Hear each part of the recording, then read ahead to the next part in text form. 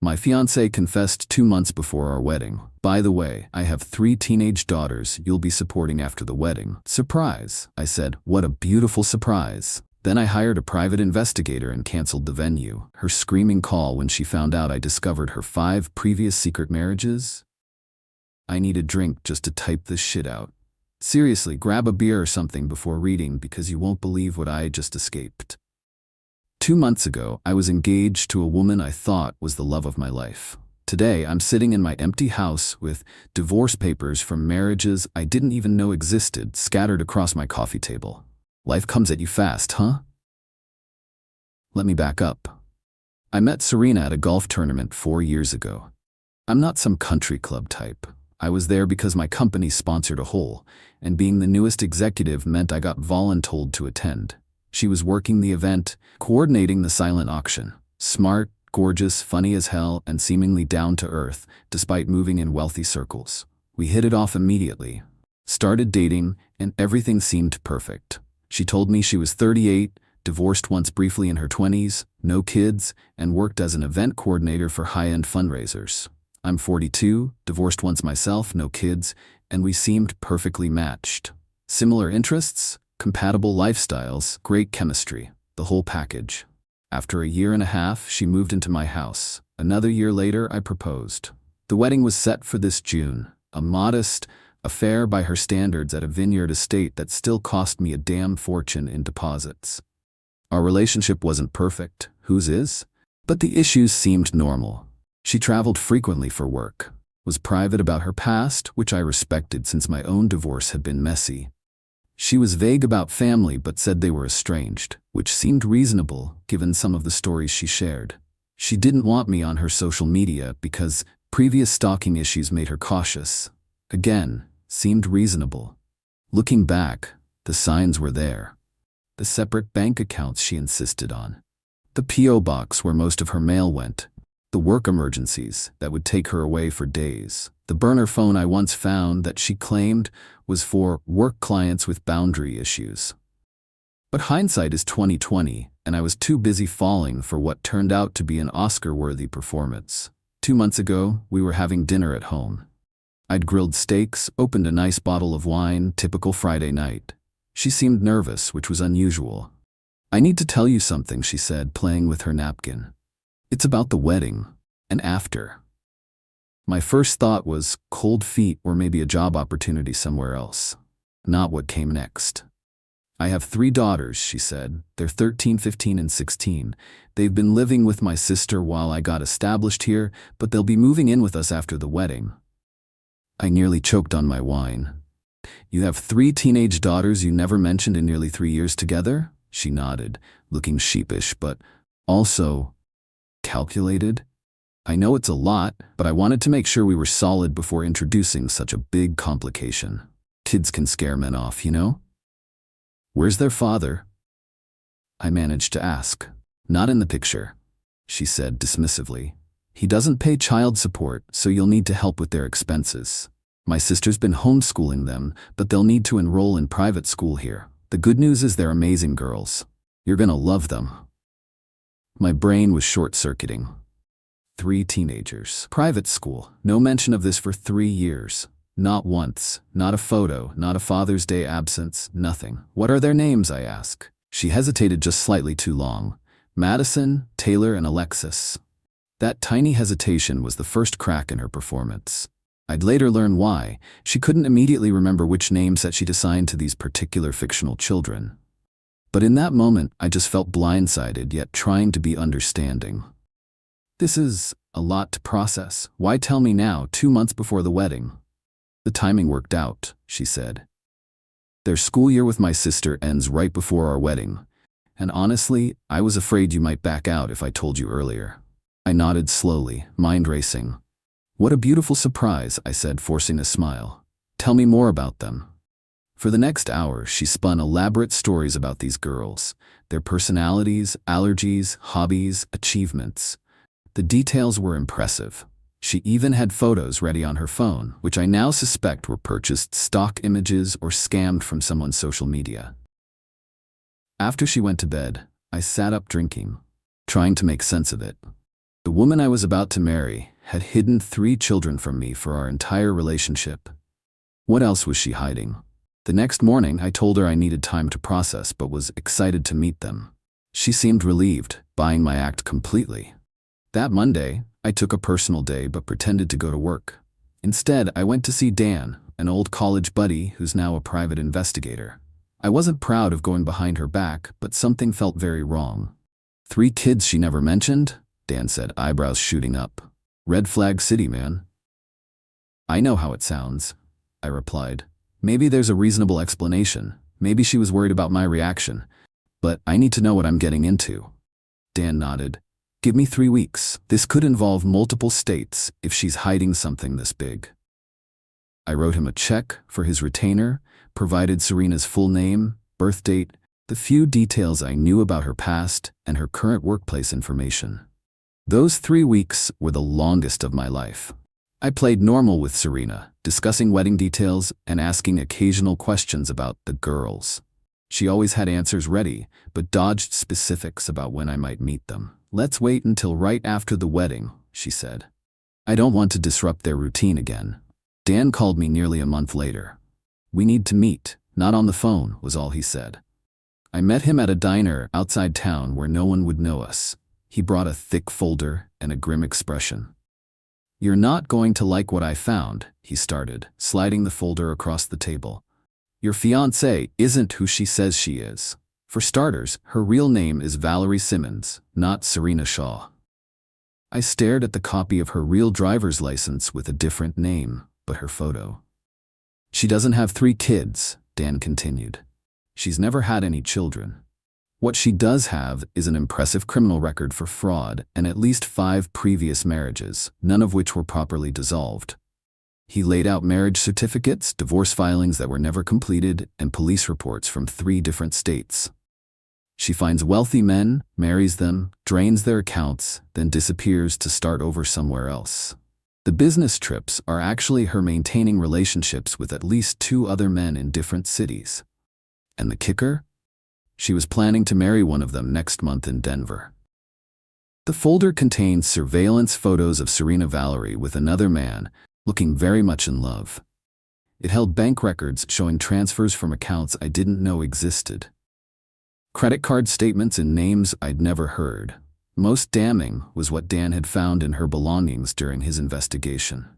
He'd managed to access her storage unit legally through an informant who worked at the facility and photographed a detailed notebook outlining her business model for targeting wealthy men, complete with scripts for different scenarios, including one for introducing surprise children right before a wedding to test financial commitment and set up for additional financial support later. She's been arrested for this before? I asked, looking at the police reports. Dan nodded. Charges dropped 3 times when victims were too embarrassed to testify. Served 18 months 5 years ago on a felony fraud conviction, then started up again with a new identity. And she's about to marry someone else? How is that even possible when she's engaged to me? She's already married to at least 3 other men, Dan explained. The divorces were never finalized. She just disappears, changes identities slightly, and starts over. Bigamy charges are rarely pursued as standalone cases because they're resource-intensive for prosecutors, especially when the perpetrator moves across state lines. I sat there, folder open, staring at evidence of a 3-year con. Everything, every moment, every laugh, every kiss had been calculated. What should I do? I asked. Call the cops? You could, Dan said. But these cases are complicated. You haven't lost money yet, technically, though she's positioned herself to take you for everything once married. My advice? Document everything, secure your assets, and exit carefully. She's done this before and knows how to spin situations to make the man look like the villain. I nodded numbly and took the folder. Thanks. I owe you. Just don't sign those wedding papers, Dan replied, and watch your back. I spent that night transferring funds to new accounts she couldn't access, changing passwords, and making copies of everything Dan had found. I moved important documents and valuables to a safe deposit box. Then I called the vineyard and canceled our venue, citing a family emergency. I didn't get the deposit back, but it was cheaper than a divorce, or 5. The next day, I contacted a lawyer who specialized in fraud cases and showed him everything. He whistled low. "You're lucky you caught this before the wedding. Her playbook usually involves a quick marriage, joint accounts, then cleaned out finances within months." "What about her existing marriages? Shouldn't someone report that?" "We can file reports in each jurisdiction," he said. "But focus on protecting yourself first. Document every interaction from now on. And understand that cross-state legal cases move slowly. It could be years before any charges materialize." Armed with legal advice and a plan, I waited for Serena's next business trip that weekend. Once she left, I boxed up everything she'd brought to my house, had my brother help move it to a storage unit I rented in her name, and paid for 3 months in advance. I left the key and unit information at her office, which Dan had discovered was just a virtual space she used for mail. In her things, I found another burner phone different from the one I'd seen before. It contained text messages to the other fiancé discussing wedding plans for the following month. There were also messages to someone named Mark about a real estate opportunity requiring significant investment from the new husband. Each man was referred to by a code name. Mine was Golf Daddy. Charming. I took photos of everything, then left a manila envelope with the storage unit information containing copies of divorce records from her previous husbands, the photos of her with the other fiancé, and a note: "Wedding's off. Your things are in storage unit number 247, key enclosed. Don't come back or I'll contact all your husbands, fiancés, and the police. Your choice." I changed the locks, set up security cameras, and waited for the fallout. It came about 8 hours later. My phone exploded with calls and texts from unknown numbers. I didn't answer but recorded everything. Finally, I picked up one call and immediately heard screaming. "You fucking bastard! How dare you go through my things? Who do you think you are?" I said nothing, just recorded. "I will destroy you," she continued. "I will tell everyone you abused me. I will ruin your reputation. My daughters will." "You don't have daughters," I interrupted calmly. "You don't even have your real name on our lease, Valerie." Silence. "Then, what did you call me? Valerie Simmons? Or is it Jessica Taylor in Colorado? Or Melissa Wright in Arizona? Hard to keep track of all your identities." Another long silence. When she spoke again, her voice had completely changed. Cold, calculating. "What do you want? For you to disappear from my life as effectively as you disappeared from your other husbands. The difference is, I know what you are, and I've documented everything. Go run your scam elsewhere." "You have no proof of anything," she hissed. "I have copies of your notebook. The one where you literally wrote down your scam strategies. The one my PI photographed in your storage unit. Plus records of your previous arrests." I could almost hear her mind racing. "No one will believe you. Actually, your previous husband in Seattle already got back to me. Seems you used the surprise children's story on him too, only they were twin boys that time. He's very interested in your current whereabouts. As is the fiancé in Denver you're scheduled to marry next month." She hung up. 10 minutes later, a text came through. "You'll regret this." I forwarded it to my lawyer, added it to the file, and blocked her number. The next few weeks were tense. She tried showing up at my house twice. Security cameras caught her attempting to use her old key, then peering in windows. I filed a police report with the evidence from Dan, but didn't press charges yet. That was my insurance policy. She tried a smear campaign with our mutual friends, claiming I'd cheated and left her heartbroken. I simply showed a few trusted friends selected pages from the folder. Word spread quickly. She tried contacting my family with wild stories about my supposed issues. My sister, who had never liked Serena, laughed in her face and took photos of her ranting on our parents' porch. More evidence for the file. The final attempt was the boldest. She showed up at my office with 3 teenage girls in tow. Actually brought some teenagers to play the part. My receptionist, already briefed on the situation, called security while I recorded the entire interaction on my phone. "These are my daughters," Serena announced loudly in the lobby. "The ones you abandoned when you broke off our engagement." The poor girls looked uncomfortable, clearly not knowing they were part of a scam. I addressed them directly. "I'm sorry you've been brought into this. I've never met any of you before today, And this woman has been lying to all of us. There's security coming who can help you contact your real parents." The oldest girl's eyes widened. "You said this was an audition for a reality show."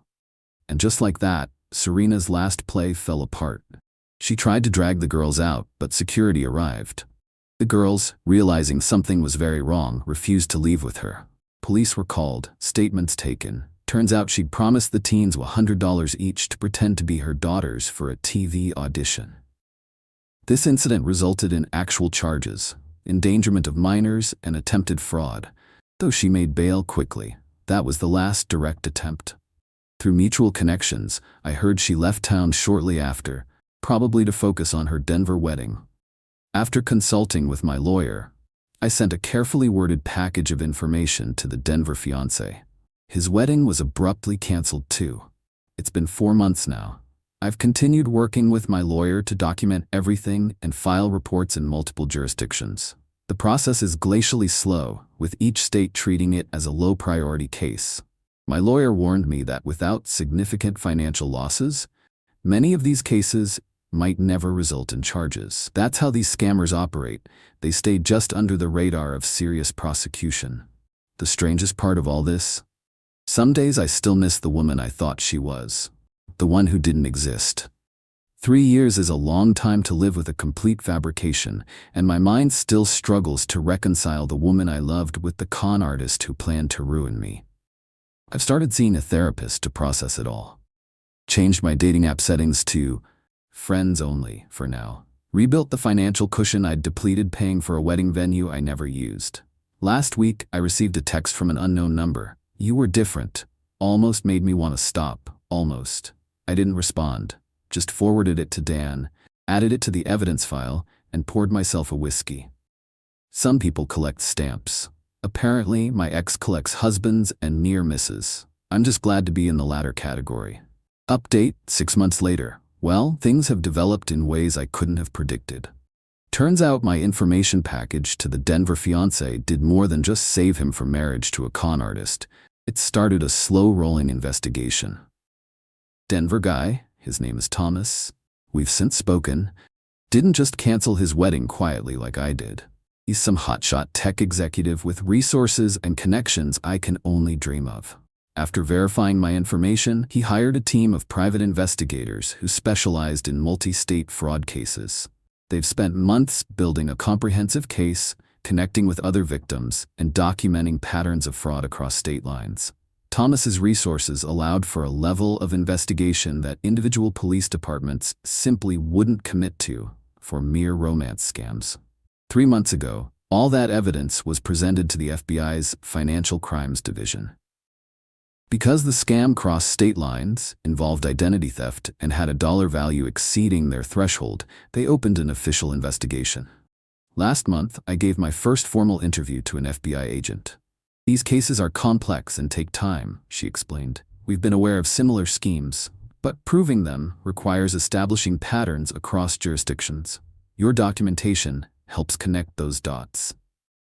Apparently, when individual complaints stay within state lines, they rarely get prioritized. But when someone connects the dots across multiple states with solid evidence, it becomes a federal case. The agent revealed that Serena wasn't working alone. They believe she's part of a network of scammers who target wealthy men, each with different roles and territories. The investigation is ongoing, with subpoenas for financial records and electronic communications being processed. While I'd love to report that justice has been swift, the reality is that federal cases move slowly and methodically. The agent warned me it could be another year or more before any arrests.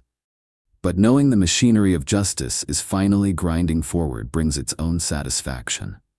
In the meantime, Thomas and I have been in regular contact. He's connected me with 2 other men from different states who were targeted by Serena Valerie. We've formed an unlikely brotherhood, sharing stories and supporting each other through the aftermath of these relationships. Most surprisingly, a woman in her 20s reached out to me through social media after hearing about the investigation from one of Thomas's contacts. She claims to be Serena's actual daughter, an adult estranged from her mother for years. We've spoken twice, and her stories align perfectly with the patterns we've documented. She's provided valuable information to the FBI, including Serena's actual birth name and history. I got a call from a blocked number last week. Against better judgment, I answered. You're making a mistake, Serena said without introduction. This will blow back on you. The mistake was yours, I replied. You picked the wrong targets this time. I know things about you, she threatened. Things you wouldn't want public. I laughed. I've been through everything with my therapist. There's nothing left to hide. But you have 5 outstanding warrants under various names. You'll never prove any of it, she said, her voice tight. I don't have to. The FBI will do that. Turns out when you scam people across enough state lines with enough documentation, they get interested. She hung up. I recorded the call and forwarded it to my FBI contact. My life is settling into a new normal. I'm still in the same house, though I've completely renovated the master bedroom to erase the memories. The security system stays on, and I remain cautious, but I'm no longer looking over my shoulder constantly. Thomas from Denver has suggested we write a book once the case concludes. Not for profit, he said. To warn others. I'm considering it. Maybe there's healing in converting this nightmare into something useful. As for my romantic life, I've had a few dates, all thoroughly background checked, with their knowledge and consent. Moving slowly, eyes wide open. Trust comes harder now, but that's probably not a bad thing. Yesterday, I deleted the last photo of us from my phone. Felt like closing a book on a fiction that never deserved space on my shelf. Final update, 18 months later.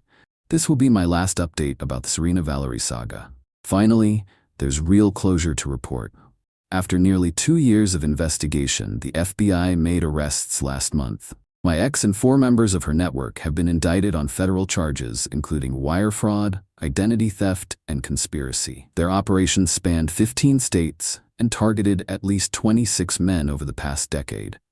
I was interviewed by the prosecutor's office last week as they prepare for trial. The case is solid. Financial records, witness statements, and documentation of the scheme across multiple states.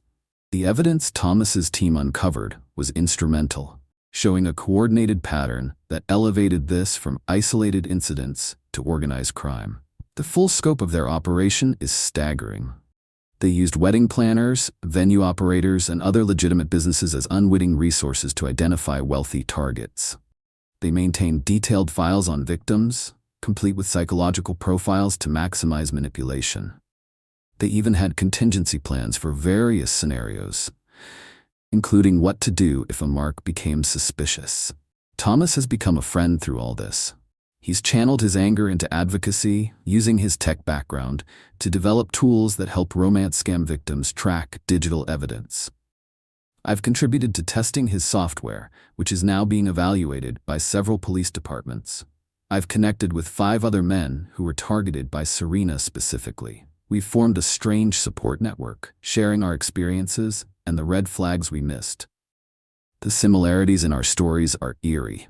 Same approach, same fictional children with different names, same financial angles. The companionship has been healing. Nothing builds brotherhood like shared humiliation, I guess. Most unexpected development? Serena's actual daughter, confirmed through the FBI investigation, has become a sort of friend. She's 27, hasn't seen her mother consistently since she was 12, and has spent years tracking her mother's schemes.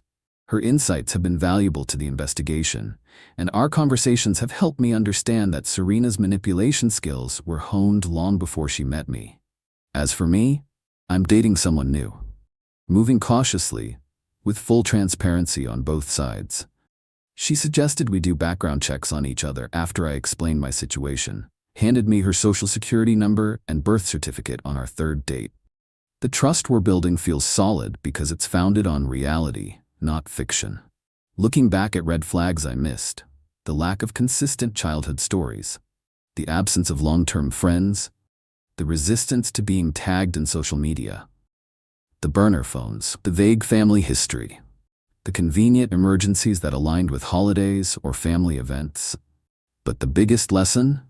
Trust your gut, not your heart. That momentary hesitation when she couldn't remember her fake daughter's names saved me from becoming husband number 6. I sold my house last month, too many memories.